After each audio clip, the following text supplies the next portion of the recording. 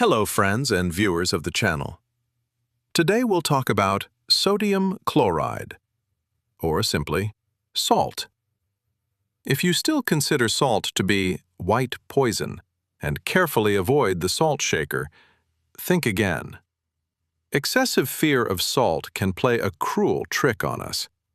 Yes, doctors have warned for years about the harm of too much salt for blood pressure. The World Health Organization recommends consuming no more than 5 grams of salt per day, which equals about 2 grams of sodium. Many people, trying to follow this advice, sharply reduced salt in their diets. But it turns out that completely eliminating salt can trigger dangerous mechanisms in the body. These mechanisms do not prolong life. In some cases, they may actually harm health. Today we'll look at why we shouldn't panic about salt.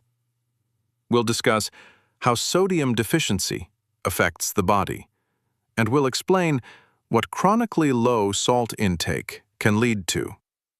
We will rely only on verified facts and reliable scientific sources. Let's take a moment to look at a popular image that often appears when people talk about extreme animals. These animals risk their lives to lick salt from rocks. It's unlikely they do this for taste. They don't have a taste habit for salt. No one salted their food from childhood. So why do they do it? Why do they, and other living beings, need salt? Because salt is not just a taste preference. The fear of salt didn't arise out of nowhere. Excess salt really can raise blood pressure. This is a recognized fact. Sodium makes up about 40% of table salt. It retains water in the body. It increases blood volume. It raises vascular tone. Together, these effects lead to higher blood pressure. In people with hypertension, high salt intake clearly worsens blood pressure control. That is why they have long been advised to reduce salt. Over time, however, a low-salt diet began to be recommended to healthy people as well, just in case. The goal was to prevent hypertension and cardiovascular disease from a young age.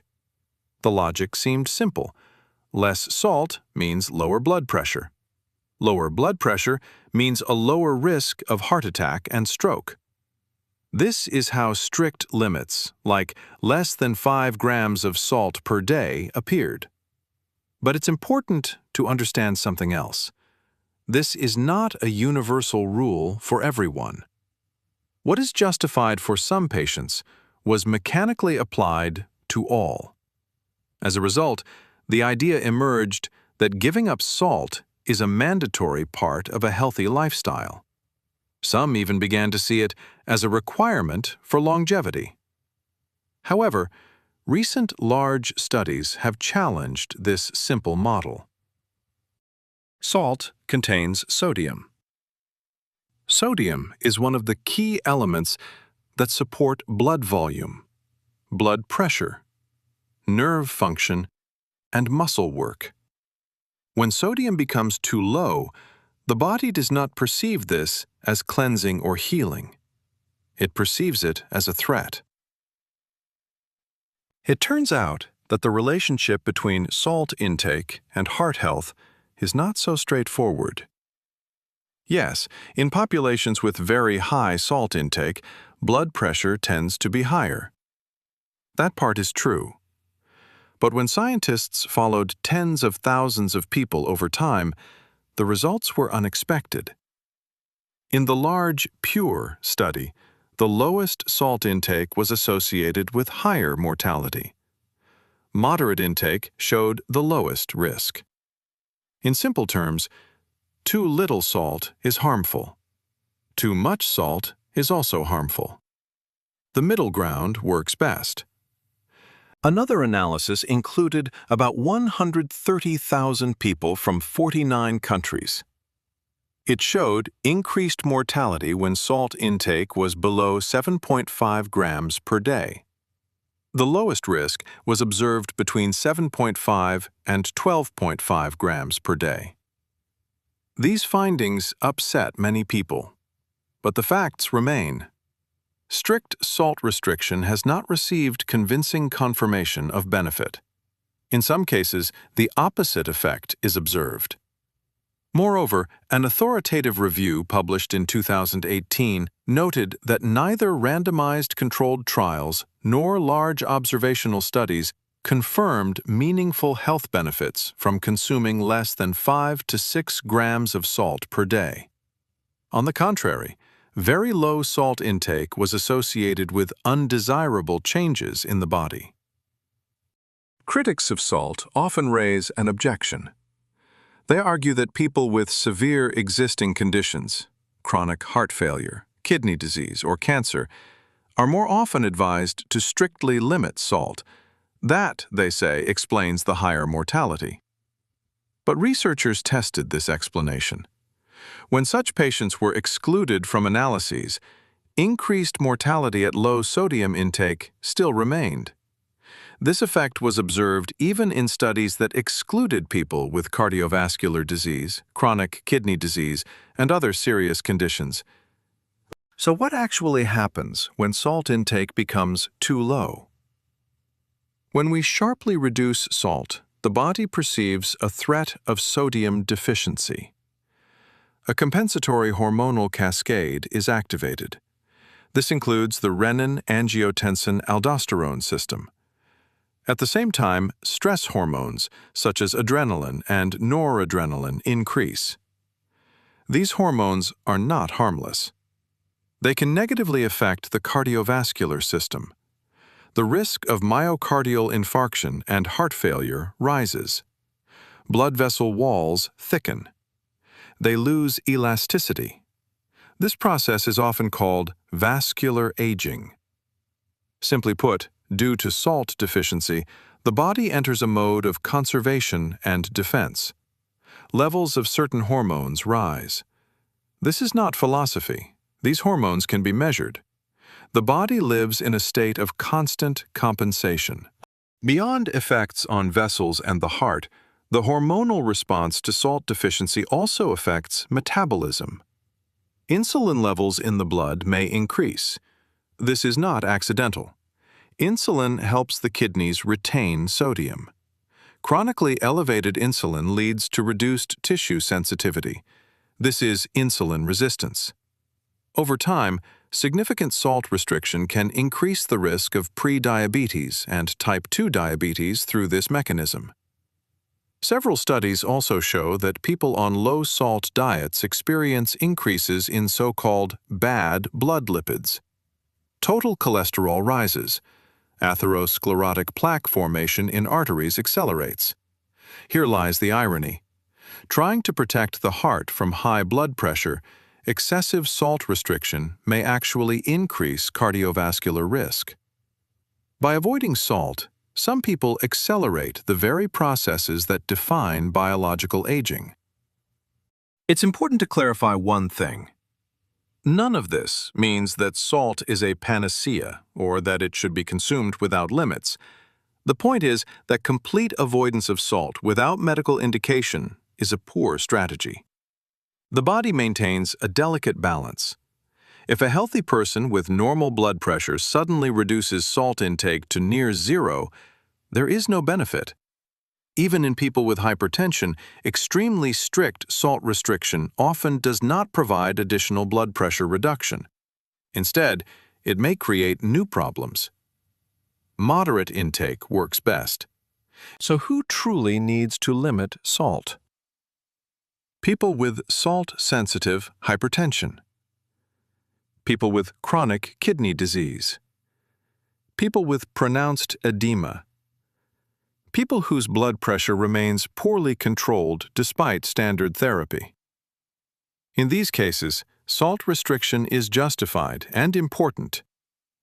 But if a person has normal blood pressure, no kidney disease, trains actively, and lives for years on chronically low salt intake, avoiding salt does not slow aging. Instead, it activates emergency survival mechanisms. Hormonal stress and vascular overload increase. Physical activity deserves special attention. If you run, train a lot, or have physically demanding work, salt deficiency becomes even more dangerous. With sweat, we lose not only water, but also electrolytes, especially sodium. If during prolonged exercise you drink large amounts of plain water without replacing salt, blood sodium can fall to dangerous levels. This condition is called hyponatremia. It is not rare among marathon runners and triathletes. Symptoms may include weakness, nausea, confusion, and seizures. In severe cases, brain edema, coma, and death can occur. There are tragic medical cases where well-trained runners died after marathons, not from exhaustion, but from water intoxication. They simply drank too much water and diluted their blood sodium to critical levels. Avoiding salt in daily nutrition and skipping electrolytes during training is a risky combination. Chronic hyponatremia can develop gradually. Finally, are there people who improve their condition by removing salt from their diet? Yes, absolutely. As mentioned earlier, there are many medical conditions where people need to limit salt intake. Sometimes people are not even aware of their problems. When they reduce salt, they feel better. Context matters. Conclusions. 1. Salt is a vital element. Completely eliminating it does not make us healthier. Extreme fear of salt is not justified. 2. The body can adapt to sodium deficiency, but this adaptation comes at a price. Increases in hormone levels and vascular tension, which over time can worsen the condition of blood vessels, heart function, and metabolism. 3. Not fearing salt does not mean eating salty fast food in large quantities. Excess salt is harmful too, especially for people with hypertension and kidney disease. The rule of the golden mean applies. 4. Large observational studies show the lowest overall and cardiovascular mortality with moderate sodium intake, roughly 7 to 12 grams of table salt per day. This is not a recommendation. It is simply an observed range. 5. If you have normal blood pressure and no medical contraindications, there is no reason to fear moderately salty food. In people with hypertension, moderate restriction can help reduce blood pressure. In summary, salt is neither poison nor panacea. It is a necessary nutrient. There is no need to fear it or push intake to extremes.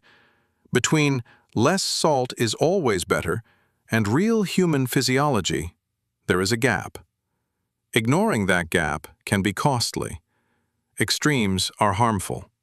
The best approach is balanced intake, taking into account individual needs and health status. And most importantly, do not ignore medical advice and individual indications. Thanks for watching. If you think this video could help someone, share it with them. Information like this can really matter. Let me know what you think in the comments. I'd love to hear your thoughts or experiences. If the video was useful, give it a like and subscribe to the channel for more evidence-based health content. See you in the next video.